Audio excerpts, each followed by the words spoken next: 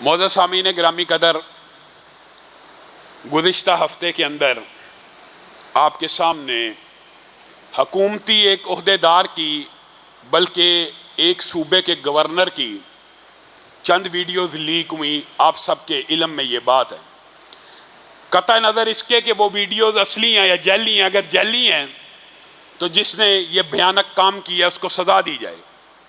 جہاں تک دوسری بات ہے میرے بھائیو، آج اس حوالے سے چند گزارشات کو آپ کے سامنے رکھنا ہے۔ جس طرح مسجد کا مولوی یا مسجد کا امام یا مدرسے کا استاد، اس کے اوپر یہ دوہری ذمہ داری ہے کہ اس کے اخلاقی سٹینڈرڈز اور معیارات ہائی ہونے چاہیے، اور اس کے اوپر یہ دوہری ذمہ داری ہے اور اس کا جرم دوہرا سمجھا جاتا ہے اگر وہ مسجد اور مدرسے کے اندر بیٹھ کے کوئی بد عملی کرے۔ ہم نے پہلے بھی آپ کے سامنے یہ مطالبہ رکھا تھا، چاہے مسجد کا مولوی ہو، مدرسے کا محتمم ہو، اس کو قرار واقعی سزا دینی چاہیے، اس کو مینار پاکستان سے لٹکا دینا چاہیے۔ یہ ایک اصولی اور شرعی مطالبہ ہے۔ اسی طرح میرے بھائیو، یہ کلیہ اور قانون صرف مسجد کے مولوی اور مدرسے کے امام کے اوپر لاگو نہیں ہوتا، یہ کسی ادارے کے سربراہ کے اوپر بھی اور کسی حکومت کے عہدیدار کے اوپر بھی لاگو ہوتا ہے۔ اور دکھ اور افسوس کی بات ہے، دکھ اور افسوس کی بات ہے کہ یہ گندا کلچر تم جن ممالک سے لے کے آئے ہو، وہاں پہ بھی حکومتی اداروں میں، حکومتی عہدوں پر موجود لوگوں کے لیے یہ مورل ویلیوز اور اخلاقی ذمہ داری سمجھی جاتی ہے کہ اپنے آفیسز میں اس طرح کی فحش حرکتیں نہ کریں۔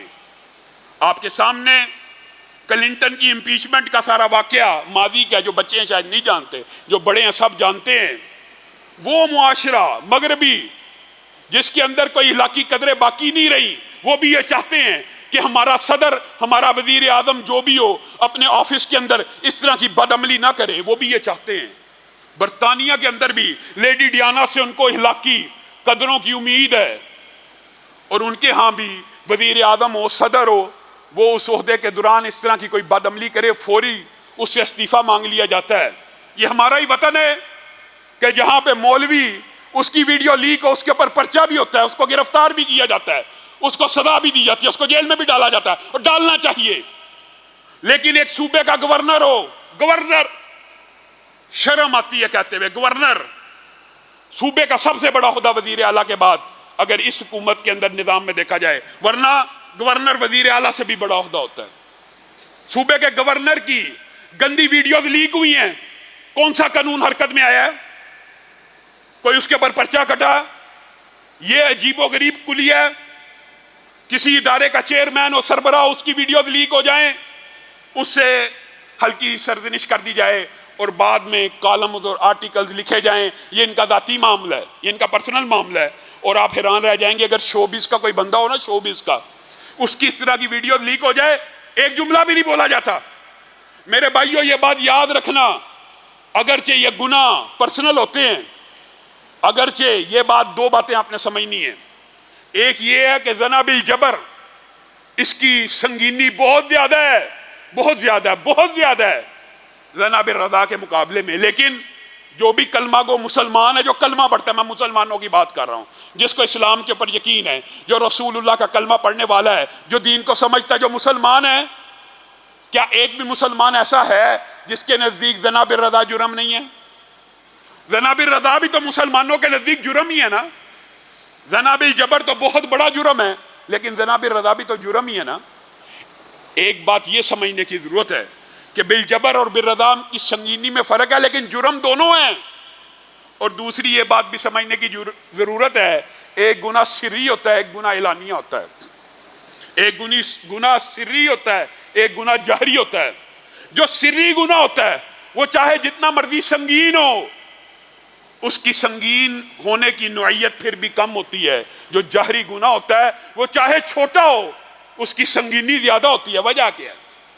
یہ اسلامی آئیڈیالوجی ہے، یہ اسلامی نظریہ ہے کہ جب کوئی گناہ ظاہر ہو جائے، جہر ہو جائے، اعلانیہ ہو جائے، پھر اس کی اگر سزا نہیں دی جائے گی تو معاشرتی اقدار محفوظ نہیں رہیں گے، پھر معاشرہ امن سے نہیں رہ سکتا، پھر معاشرے میں ہلاک نہیں رہ سکتا۔ جب تک یہ گناہ سری تھے، کسی نے نہیں دیکھی ویڈیو، نہیں دیکھی، تب تک آپ کہہ سکتے ہیں اس کا ذاتی عمل ہے، جب تک اعلانیہ طور پہ ظاہر نہیں ہوئی۔ لیکن جب اعلانیہ کسی کی ویڈیو اس طرح کی لیک ہو جائے، پھر حکومت کی، اداروں کی یہ ذمہ داری ہے کہ پاکستان کے آئین کے اندر جو باتیں لکھی ہیں کہ زنا بالرضا کی بھی پاکستان کے آئین میں اور اسلام میں سزا ہے، پھر اس کے خلاف مقدمہ درج کیوں نہیں ہوا ہی نہیں۔